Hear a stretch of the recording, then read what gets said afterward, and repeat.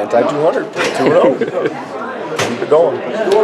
I thought the whole idea behind us being successful was to stop J.J. Taylor. He had 46, 48 yards, something like that. Tate got away from us. Khalil got away from us a couple times. We weren't sure going into the week if they were going to let him ride it out, being it was his last game, and they did. The first third down and long that he converted, I mean, Tyler Johnson beat the tackle so fast.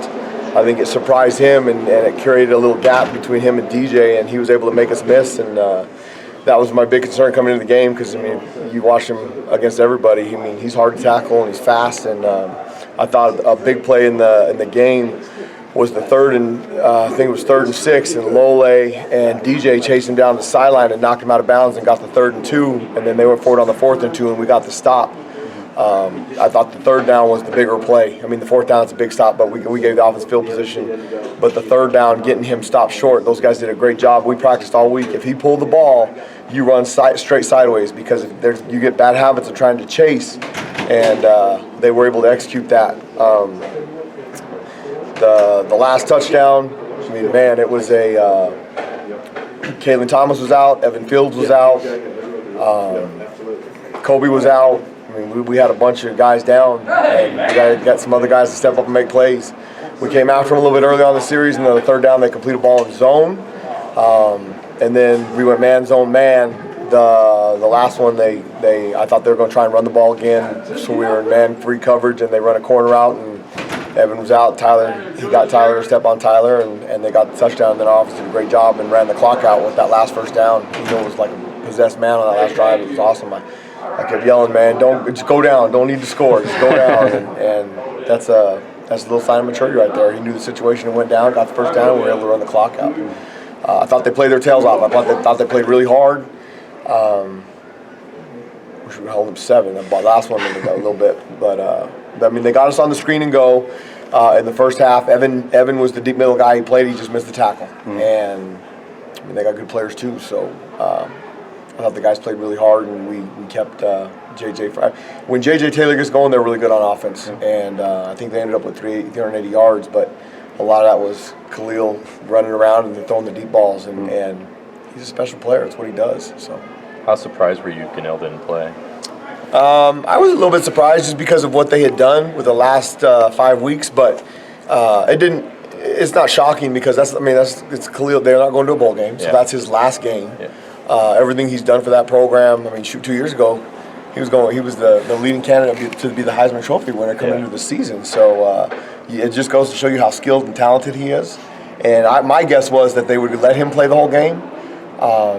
My only other, he didn't start last week, which was senior night, so I thought maybe they would still keep the rotation, but they put him in there from the beginning. They were going to ride him out, and he made some big plays, but they could never get the ball consistently going with JJ, and I thought that was the whole key to us having success on defense. Because you were able to help keep it at 7-6 at halftime. Rob said they felt like they could come out and run the ball the second half, but what the defense did to the 3rd down stop down there in the red zone. We got the earlier drive. They had a little bit they moved the ball a little bit, and Jack made a great play. We were playing it for him. We were giving them really big trouble with the difference between we were playing some zone and some man free, but they looked exactly the same. So they gave us on Merlin's interception. We were in zone coverage. They thought we were in man, so they run the tailback on an angle route. Well, if they'd run the flat route, he had us out leverage when we were in zone, but they ran it right in because they did a good job of disguising the look and threw it right to him, and Merlin was able to intercept it. Jack made 2 really good plays. The one that was an easy, like a punt. And he caught it, and I don't know what this nonsense is. He's standing there pointing, directing traffic like he's an air traffic controller. But I think he got 18 yards on the return, so I'll live with that. And then the first one, though, was really good. And I'm sure 3 interceptions, that was what I kind of had anticipated. But that was a big stop. The 3rd down was a big stop, and then he missed the field goal. And but being 7-6, and then you're right, the offense, they did a great job running the ball outside in the second half. It's hard to run the ball when they're in a bare front for the whole first quarter and trying to run it outside. They did a great job. Was, like I said, was running with them like a man possessed. It was awesome. It was awesome watching them.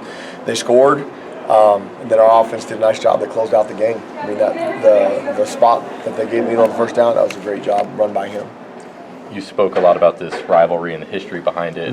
When that final clock hit 0, what are kind of the emotions that go through you as you watched everyone? I thought the crowd was freaking awesome. That money they spent for those LED lights is pretty cool. That's a pretty good deal. It's a really big deal with recruiting.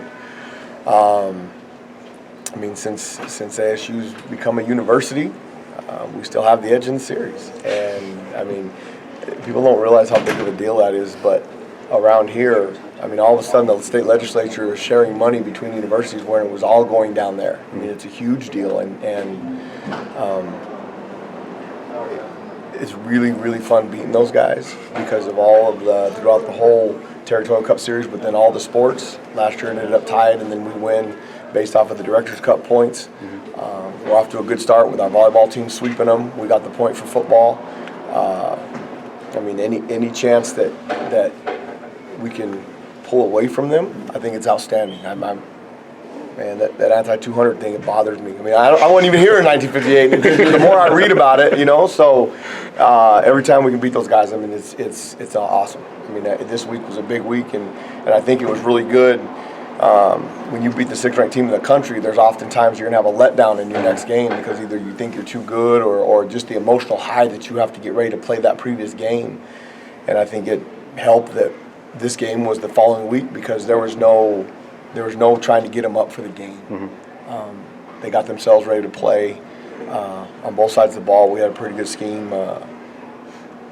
They beat us in man coverage a couple times. They got us in zone on that last drive, but the key was not letting them get started with JJ. And I think JJ Taylor's really good. I mean, he's done a lot for them, and they'll miss those guys.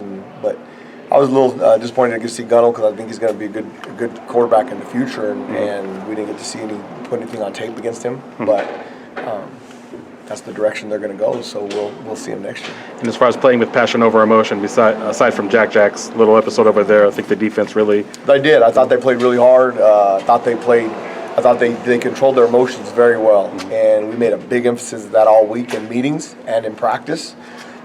Because this kind of a game can get chippy. I mean, you saw, if you watched the Auburn, Alabama today, we watched that at the hotel. If you watched the Mississippi State Ole Miss the other night, I mean, those mistakes they cost you ball games. I mean, that cost Mississippi a ball game. Yeah.